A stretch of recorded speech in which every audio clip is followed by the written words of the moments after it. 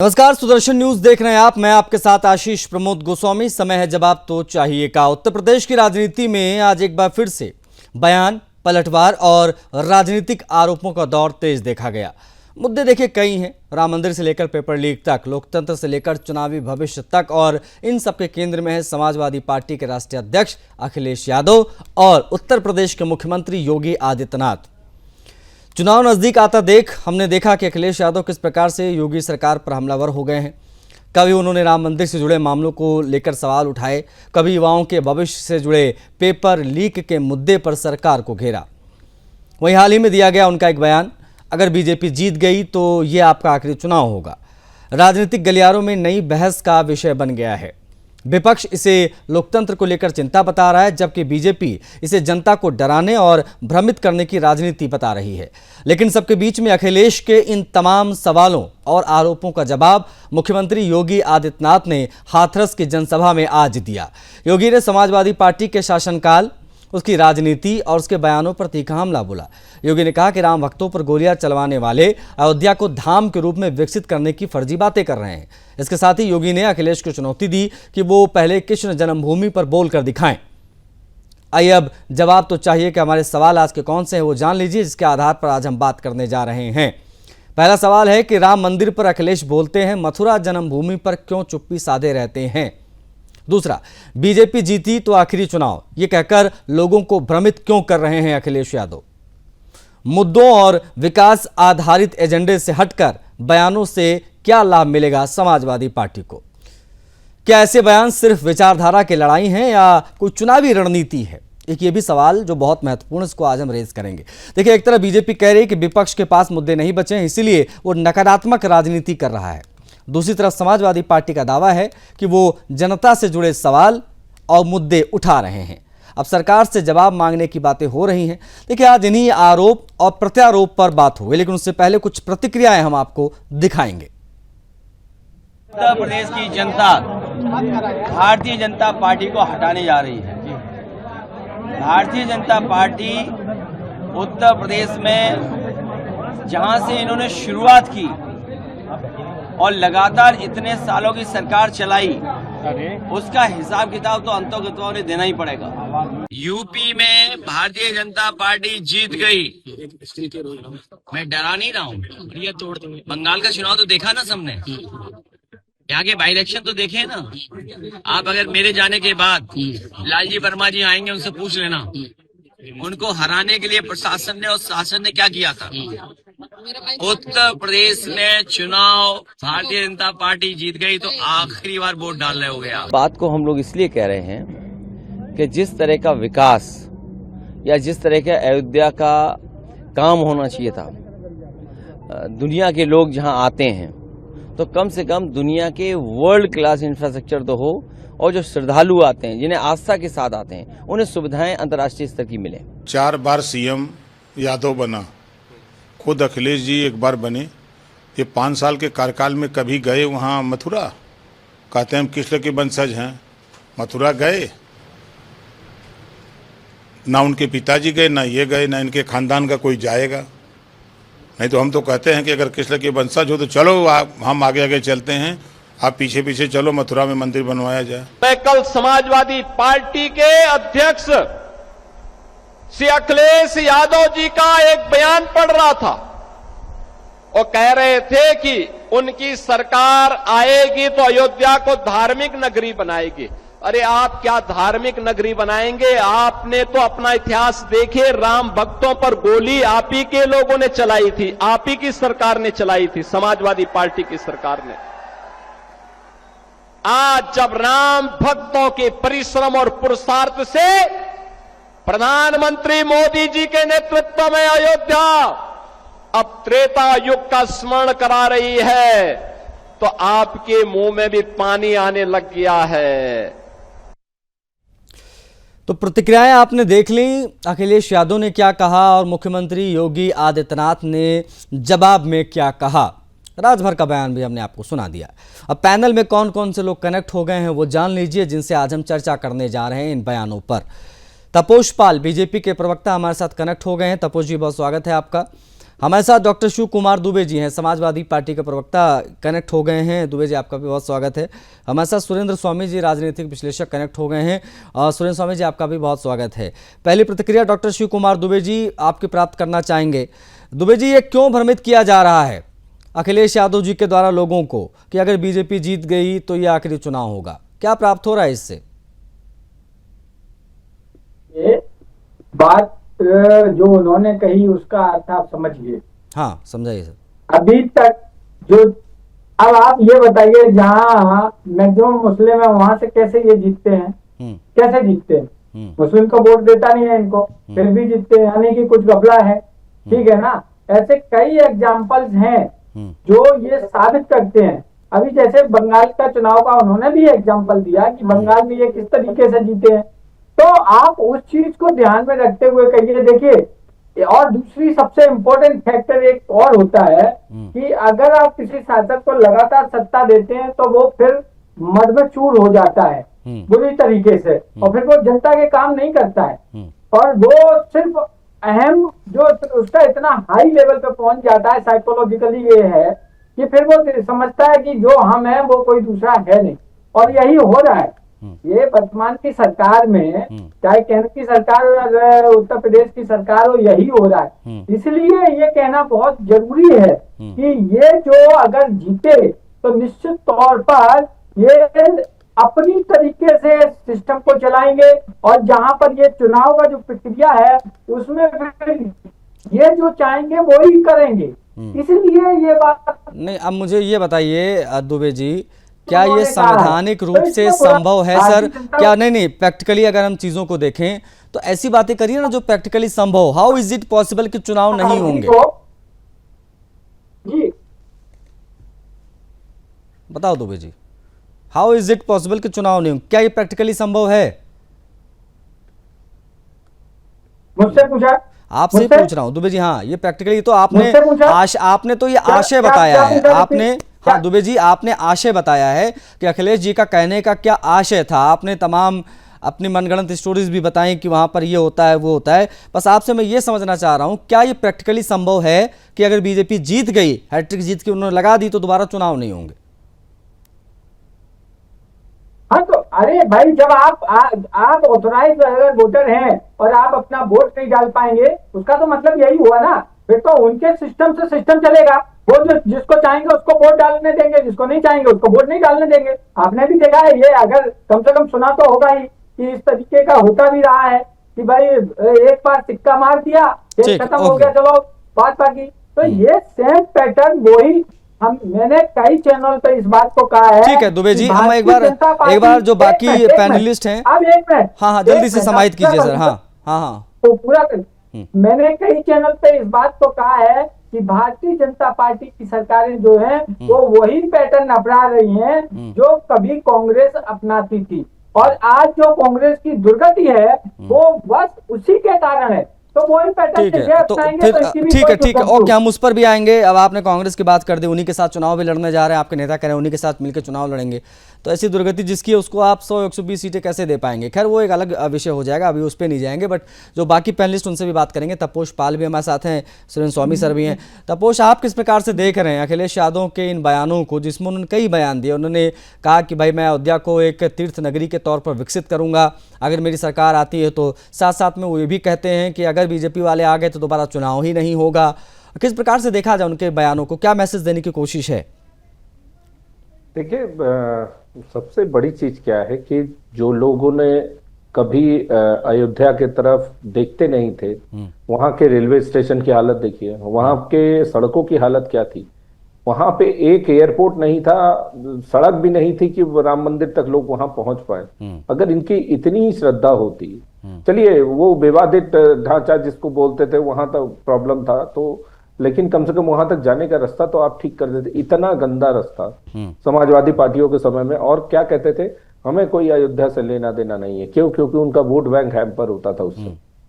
जो राम भक्तों पर गोलियां चलने पे हंसते थे और उसके बाद कहते थे कि इसी के कारण जो है हम सीएम बन पाए हैं, और इस तरीके के मुलायम सिंह यादव के आप स्टेटमेंट्स देखिए जो कि उन्होंने संसद में बोले हैं, दुर्भाग्यपूर्ण है।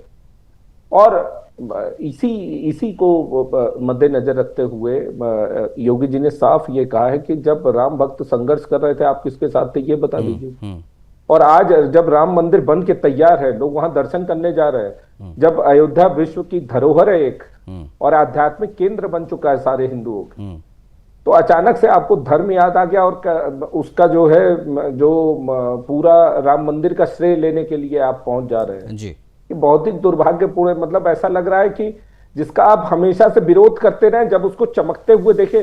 संघर्ष भाजपा ने किया, हमने जी जान लगा दिया राम मंदिर बनाने, हमारे मुख्य पत्र में हुआ करता था, हमारे जो मैनिफेस्टो होता था उसमें होता था ये कि हम जो है इसके लिए पूरा कार्य करेंगे।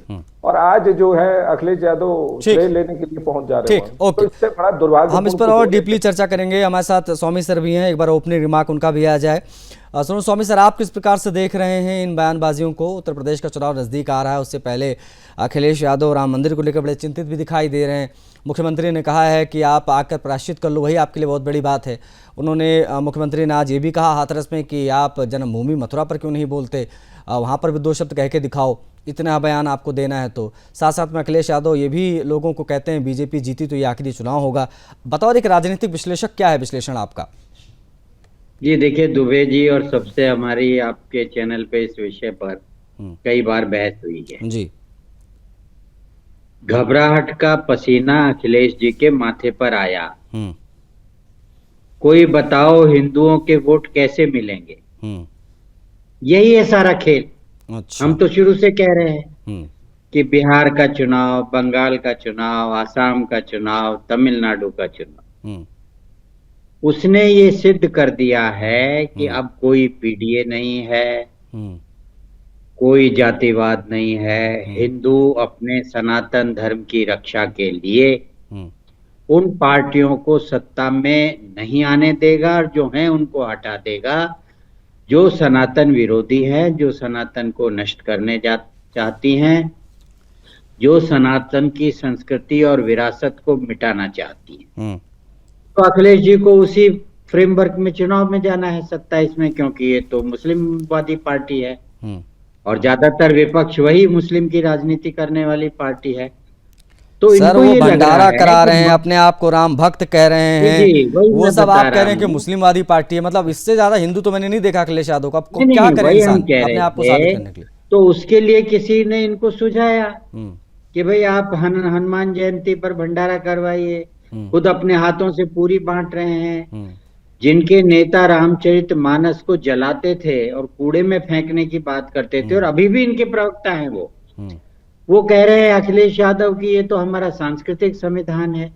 कुछ दिन पहले एक डिबेट में, आप मुझे ध्यान नहीं आप थे या कौन थे, सुदर्शन पर ही, और आपने उनकी रील दिखाई, वो कह रहे थे प्रभु राम की कृपा है। हाँ, मैंने तो अब उनको हनुमान जी से पूरी बांटने से रामायण से आगे वो आ गए। और ये जो चंदा चोरी का केस हुआ, इसको लेकर के एक विपक्ष के नाते उनको उम्मीद बंधी कि किसी तरह से हम हिंदुओं को भाजपा से अलग करें। By any chance sir sorry to interrupt, by any chance ये जो इशू हुआ मंदिर वाला, इसका फायदा इसको इनकैश करा पाएगी समाजवादी पार्टी? नहीं, देखिए मैं एक बात समझिए आप, हिंदू क्या चाहता है? हिंदू का चंदे में इंटरेस्ट नहीं है, उसको दुख है, जांच हो रही है, जांच सही नहीं होगी तो उसका कष्ट सामने आएगा। लेकिन हिंदू का जहां धर्म का सवाल है, उसका मंदिर है, उसकी आस्था में वहां जाने में, दर्शन करने में कोई गतिरोध नहीं है।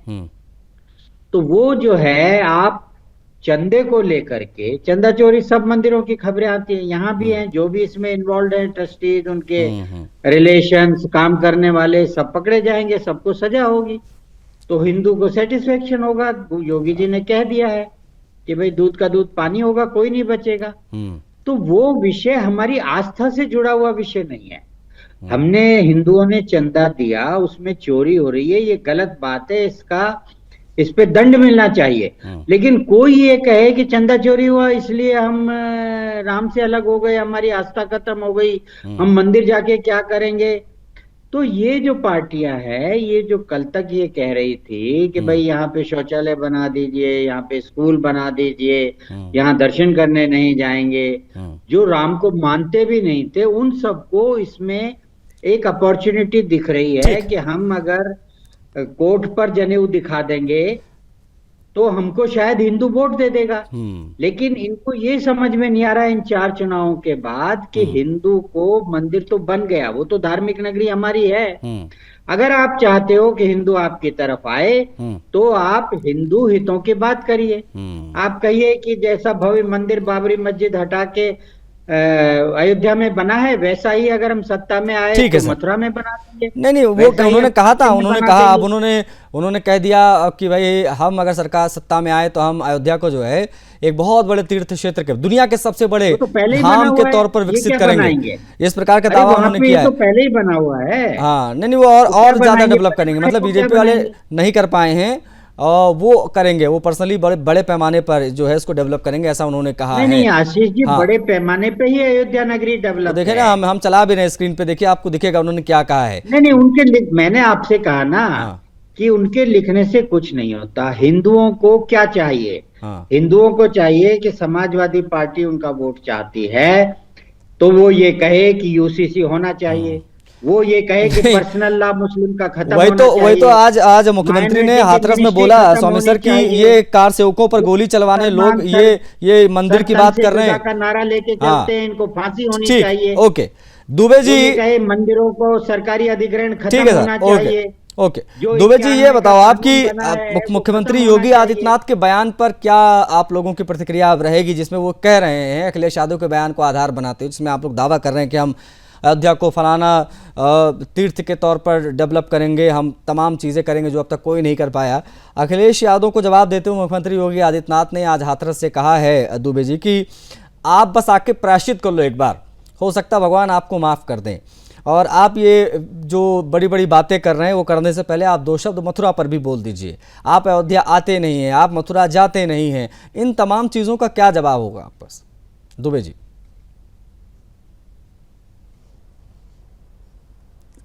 देखिए, इनको तो प्रायश्चित इसलिए करना चाहिए कि इन्होंने 60 कार सेवक जो ट्रेन में आग लग गई और बेचारे, मैं तो उनको शहीद का ही दर्जा दूंगा कि वो शहीद हो गए, कहीं से आ रहे थे श्रद्धालु, और इनको उसके लिए प्रायश्चित करना चाहिए।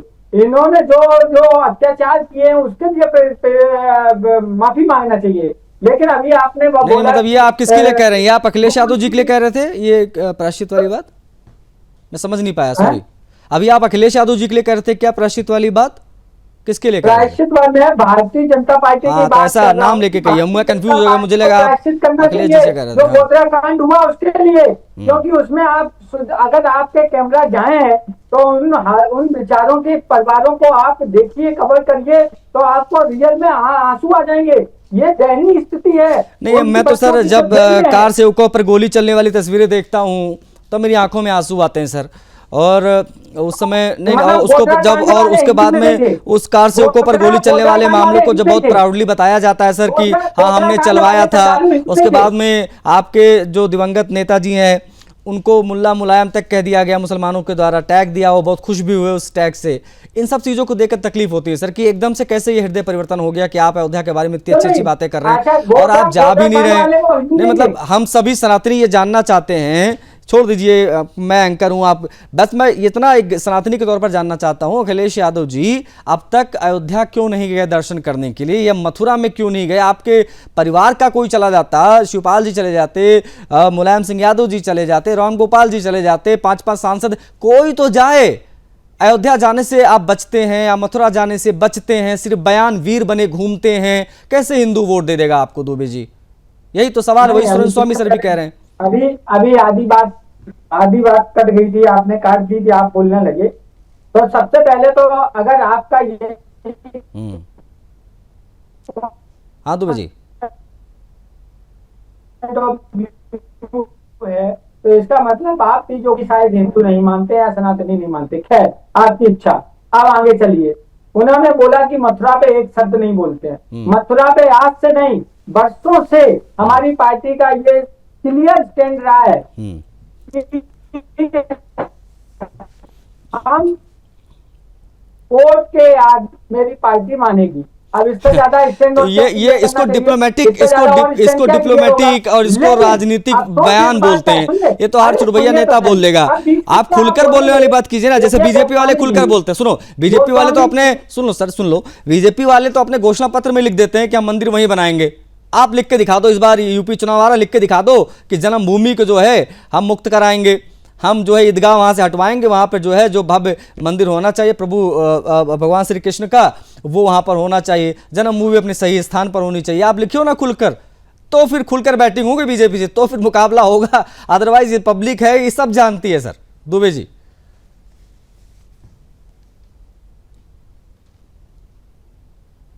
नहीं अब सुन लीजिए, अगर अब और कुछ बोलना है नहीं मैं तो चाहता हूँ दुबे जी ने, सुनिए अब चूंकि ना बीच बीच में क्या हो रहा है ना, सुनिए बीच बीच में क्या हो रहा है ना कि वो आपकी आवाज कट रही है तो मैं सुन नहीं पा रहा हूँ।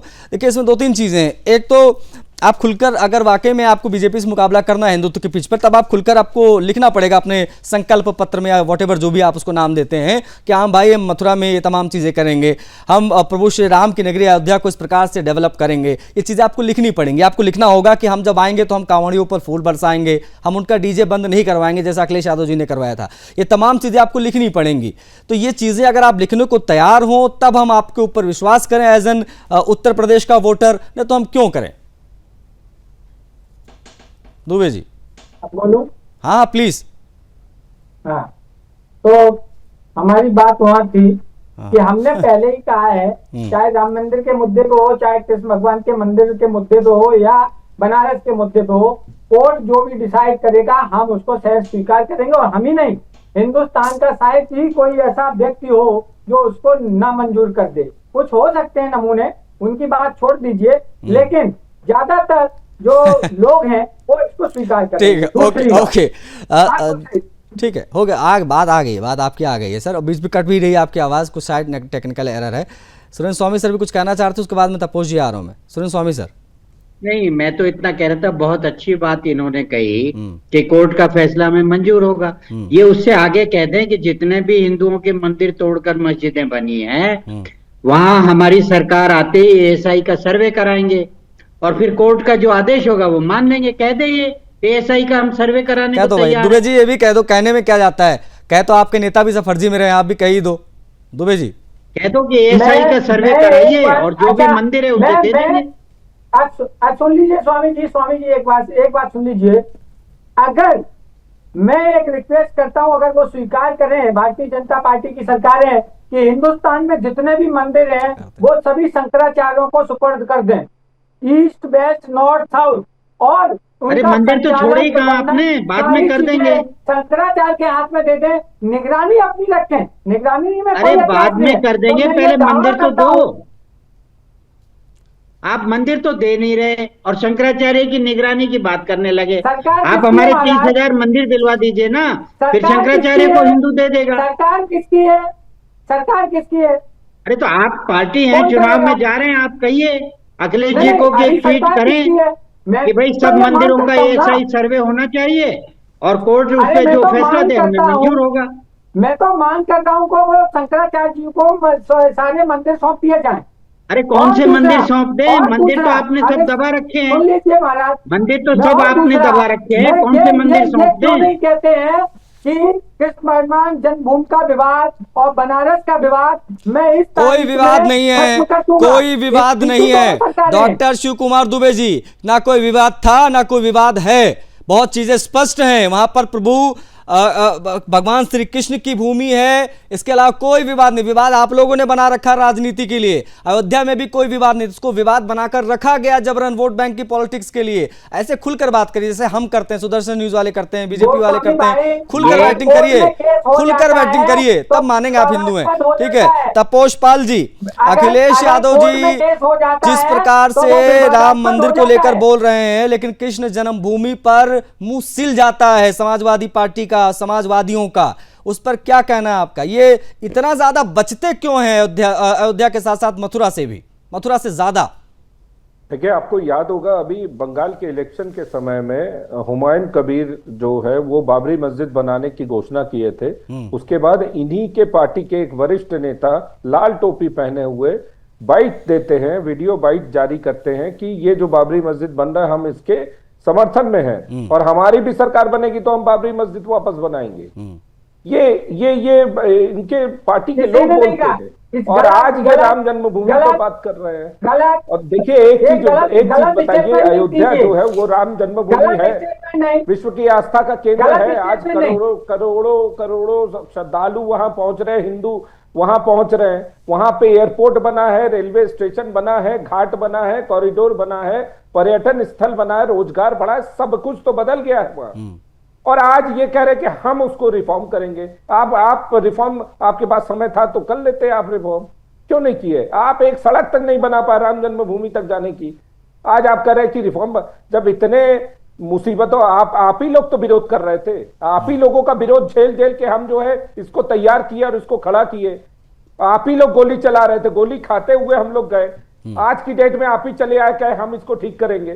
शर्म नहीं आती है? थोड़ी सी तो शर्म रख लीजिए। नहीं तो तपोज जी वो जरा क्लियर कर दीजिएगा। जो आपने कहा कि वो लाल टोपी लगा के इनके नेता गए थे, वो क्योंकि वो दुबे जी कह रहे हैं कि गलत बयानी मत दीजिए। गलत बयानी आप कर रहे हैं, आपको शर्म आनी चाहिए। कम से कम जाके दर्शन करिए, कान पकड़िए, वहां पे कम से कम 200 बार उठक बैठक करिए। प्रभु राम, हमारे पुरखों से गलती हुई है, हमें माफ कर दीजिए। हमारे पार्टी के गलती हुई है, हमें माफ कर दीजिए। इतने दिनों तक हम दर्शन करने नहीं आए, हमें माफ कर दीजिए। चलिए दुबे जी की तरफ हम बढ़ेंगे। दुबे जी, किस बात से आपको आपत्ति है? आप लोग बार बार कह रहे हैं कि भैया शंकराचार्य शंकराचार्य शंकराचार्य।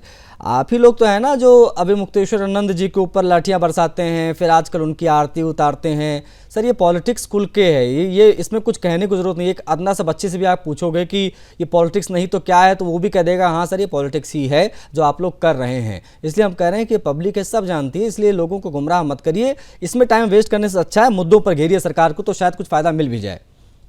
दुबे जी।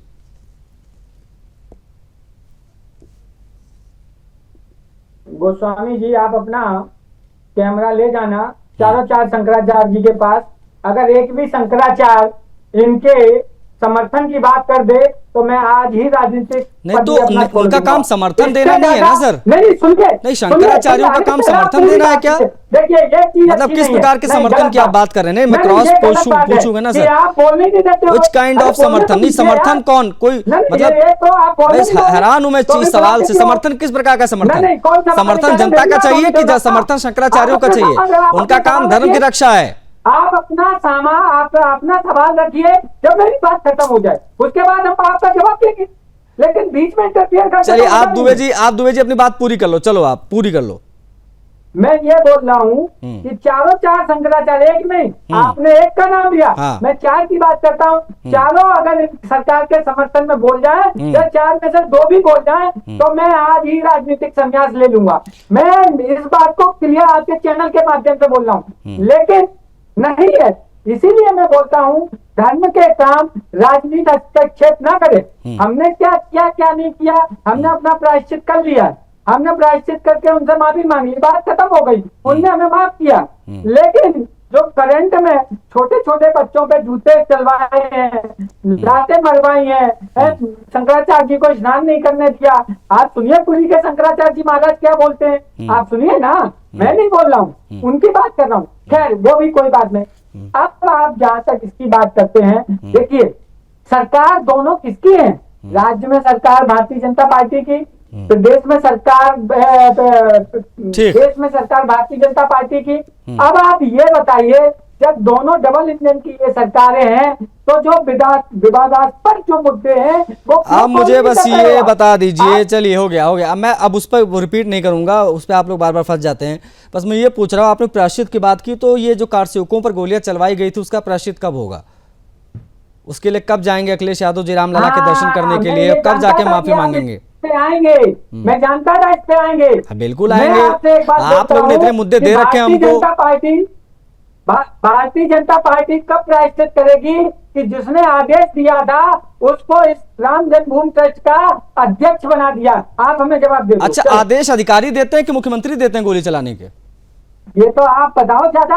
अरे वाह दुबे जी, वाह हमसे दुबे ज्यादा आप जी, जानते होंगे। वाह दुबे जी, आप वाह वाह बताइएगा वाह ना। दुबे जी, वाह और मुलायम सिंह आप यादव ने बताइए वाह दुबे जी, वाह। कौन करता है? मैंने उन्होंने गोली चलवा दिया, मान लीजिए सरकार ने मुलायम सिंह हमेशा यादव अधिकारी बड़ा ही चलाते हैं। मुलायम सिंह यादव ने स्वामी नहीं सर, ये कहा लोग बड़ा और किसी नासमझ अधिकारी ने समझते हैं गोली पब्लिक को चला ना, दिया। ये सोचते हैं कि मूर्ख है पब्लिक, जनता जो है हाँ। मूर्ख है। इनको लगता नहीं, है मुलायम सिंह स्वामी जी यादव ने उनके ऊपर कि जनता कार्रवाई क्यों मूर्ख है, नहीं इनकी किया? बातों में आ जाएगी, ये गलतफहमी मुलायम पाले सिंह बैठे यादव हैं ने सर। उनके ऊपर और मुझे लग रहा है कि कार्रवाई क्यों नहीं 2024 के किया? लोकसभा उनको चुनाव में जो जेल में इन्होंने बयान दिया था कि आखिरी उनको चुनाव होगा, सस्पेंड करते थे। ये इन्होंने 2024 के लोकसभा चुनाव में भी बयान दिया था और उसका फायदा इनको थोड़ा बहुत मिल गया था, ना जाने कैसे। अब ये सोच रहे हैं कि वही चीजें यहाँ पर भी रिपीट हो जाएंगी। सुरेंद्र स्वामी सर, देखिए ऐसा है ना, बातें राजनेताओं की तो अलग है, मैं तो राजनीति के एंगल से आपको बोल रहा हूँ जी कि ये अखिलेश जी जो इस समय कर रहे हैं, इसको इस्लाम में अल तकिया कहते हैं। हाँ आपने शायद सुना होगा। हाँ अल सर, हाँ। तकिया का मतलब होता है कि जहाँ आप कमजोर हैं वहां उन्हीं की तरह रहिए, दबके रहिए और अंदर ही अंदर घात लगा के अपनी पूरी तैयारी करते रहिए। अब ये अयोध्या में कमजोर हैं क्योंकि अयोध्या तो बन गई, भगवान राम का मंदिर बन गया, सब लोग जाने लग गए, तो अब उसी में आप उसकी बात करिए। क्योंकि मथुरा में तो अभी मस्जिद गिरी नहीं है, वहां पे साबुत खड़ी हुई है, तो ये उसकी बात नहीं करेंगे। तो ये इनकी जो सारी की सारी योजना जो हनुमान जी से लेके शुरू हुई, ये एक पॉलिटिकल प्रयास है कि हम ये चंदे को लेकर, दूसरे इश्यूज को लेकर भड़काएं जनता को, मतलब हिंदुओं को, हाँ, हाँ। और उसके वोट हमें मिल जाएं। लेकिन मैं यही बात इनको दुबे जी को समझा रहा हूं बार बार कि हिंदू के लिए अब राम मंदिर मुद्दा नहीं है। उसके लिए सही पूछो तो अब कृष्ण भगवान का मुद्दा दिल में है, लेकिन वो राजनीतिक मुद्दा नहीं है। उनका मुद्दा ये है कि जो सरकार हिंदुओं की राजनीति करेगी वो राज करेगी। आप क्या हिंदुओं की राजनीति करने के लिए तैयार हैं? और हिंदुओं के, आप तो नेता हैं, आपको मालूम है हिंदू की राजनीति का मतलब क्या होता है। जैसे अभी शुभेंदु अधिकारी जी ने कहा है कि पूरे बंगाल में जितने भी आक्रांताओं के नाम पर वहां सड़कें हैं, बिल्डिंग हैं, संस्थान, सब की रिपोर्ट दो, एक दिन में सब खत्म करेंगे। ये होती है हिंदू की राजनीति। आप मुसलमान की राजनीति करेंगे, आप बोल नहीं पाएंगे क्योंकि आपको मुसलमान का वोट लेना है। अब आपको परेशानी ये हो रही है कि इन 4 चुनावों ने आपको आपके चेहरे पर पसीना ला दिया है। इसे एक शेर में पढ़ता हूं, उसको आप शब्द बाद में बदल लेना। हाँ कि पसीना मौत का माथे पे आया, हाँ पसीना मौत का माथे पे आया, जरा आईना तो लाओ, हम अपनी जिंदगी की आखिरी तस्वीर देखेंगे। वाह। तो ये अखिलेश जी को जो घबराहट का पसीना आ रहा है, जो हिंदुओं ने इनको दिखाया है, तो इनको लग रहा है कि ये मेरा आखिरी चुनाव है भैया, बस। नहीं, और कुछ नहीं होना है। आप लोग क्या तो हिंदू आप आ जाए। नहीं स्वामी सर, आप इसको हिंदू के तौर पर देख रहे हैं, वो हिंदू के तौर पर नहीं देख रहे हैं, वो पीडीए के तौर पर देखते हैं, बटा हुआ हिंदू देखते पीडीए हैं। तो खत्म है। अगर हाँ। इनको पीडीए पे भरोसा होता तो ये एक दिन नहीं जाते राम मंदिर। दिक्कत क्या हो रही है गोस्वामी जी, आप तो सारी न्यूज कवर करते हैं, जी क्या हो रहा है यूपी में? इन्होंने रामायण जलाई, इन्होंने सॉरी और मनुस्मृति जलवाई, एक अपना पीडीए बना के। आज रिजल्ट क्या है? वहां चंद्रमोहन गुरु 10-10 हजार लोगों को, दलितों को शोभा यात्रा निकाल रहे हैं, उनके हाथों में मनुस्मृति दे रहे हैं। वो कह रहे हैं कि मनुस्मृति ही हमारा सामाजिक संविधान है, हम इसको मानते हैं। तो जो दलित से इन्होंने मनुस्मृति जलाई, वो दलित अभी सहारनपुर में 10,000 ऐसा भव्य जुलूस निकला। तो जब दलित मनुस्मृति को स्वीकार कर रहा है, तो आप क्या सोच रहे हो पीडीए बची है? कोई पीडीए नहीं है, वहां खाली एमवाई है। और एमवाई भी खत्म है क्योंकि जो यादव हैं वो समझ रहे हैं इस बात को कि भाई पहले हम हिंदू हैं, अगर हम हिंदू बन के इन लोगों को ले आए तो ये तो राम मंदिर गिरवा देंगे। अगर इनकी सरकार आप बना दो, यूपीए की सरकार फिर से बना दो, ठीक है, तो ये आप समझते हो राम मंदिर को टिकने देंगे? वहां पे ताला लगा देंगे ये? ना, सही बात है। आप क्या तो एक्सपेक्ट ऐसी, करेंगे इनसे? इसलिए हिंदू अब समझ गया है। हाँ। हिंदुओं की राजनीति करो, मैनिफेस्टो में लिखो तो वोट मांगने आओ। हाँ, मैं वही कह रहा हूँ, अब Otherwise खुलकर ये बात हो। आपकी अल्पज्ञा तपोज से जी, कुछ नहीं आप लोग कह रहे हैं कि भैया ये लोग चुनाव अब नहीं होंगे, इस प्रकार की बातें करके भ्रमित कर रहे हैं जनता को अखिलेश जी। लेकिन ये समाजवादी पार्टी वाले कह रहे हैं कि हमें लोकतंत्र की बड़ी चिंता है, और लोकतंत्र की चिंता हमारी जो है वो हम तमाम जनता के बीच जाकर रख रहे हैं, क्योंकि आप लोग ये करते हैं, आप जो है सेटिंग से चुनाव जीतते हैं। अभी बताया दुबे जी ने 3-4 राज्यों के नाम जहां पर आप सेटिंग करके जीते हैं, मतलब जहां पर मुसलमानों की संख्या ज्यादा वहां आप कैसे जीत जा रहे हैं भाई? नहीं, देखिए, इनका चाल चेहरा चरित्र जो है ये सब कुछ सामने आ गया है। ये केवल परिवार की राजनीति करते हैं, इनको किसी और चीज से कोई मतलब नहीं। आप ही का डिबेट था कि उसमें मुस्लिम लीग भी विरोध कर रही है, क्रिश्चियन समाज भी विरोध कर रहे हैं, और ये जो है उसके दारू के दाम जो है वो घटाए पड़े हैं जिससे कि दारू कंपनियों को फायदा हो। तो इनका जो है सब कुछ मालूम चल रहा है अब धीरे धीरे इंडी गठबंधन वालों का। और देखिए, योगी जी ने साफ तौर पे इनके ऊपर आरोप लगाया कि सपा का एजेंडा क्या है, विकास नहीं है, विरासत नहीं है, पर्यटन नहीं है, तीर्थ नहीं है, सिर्फ एक चीज है, तुष्टीकरण और परिवार। इनके आप परिवार बिखर रहा है, तो अब इनको किसी तरीके से संभालना है अपने आप को। और उन्होंने ये भी कहा है कि सपा जो है मुल्ला और मौलवियों के सामने घुटने टेकने की राजनीति करती है। अच्छा। और खुल के जो है ये तुष्टीकरण पे उतारू रहती है। और हमारा अगर देखिए भाजपा का, तो भाजपा ने जो दावा किया उस पर काम किया है।